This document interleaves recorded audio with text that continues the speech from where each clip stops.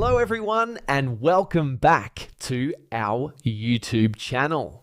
In this video, I'm going to show you how to fix Sonic Drive-In app not working. First, to resolve this issue, we will first head over to our device settings. From here, scroll down and tap on General. Once you're in the General Settings tab, look for iPhone Storage option and tap on it. Over here, you can either search for the app or you can scroll down and look for it. Then tap on the app. On the next screen, you need to tap on the Offload app option. A confirmation pop-up will come up. Now tap on the Offload app option here. It'll take a bit for processing, and then a reinstall button will show up. Simply tap on it to reinstall the app.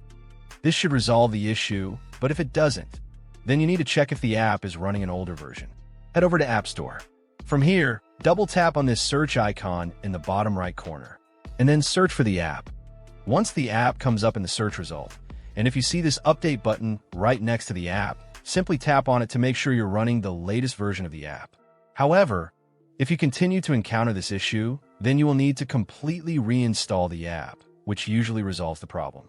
Head over to this screen the way we did before, and over here, tap on the Delete App option here to uninstall the app from your device.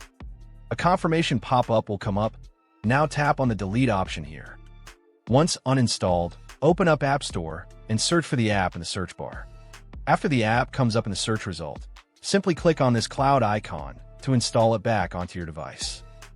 Hopefully, this resolves the issue. If it does, consider sending a super thanks to support our channel.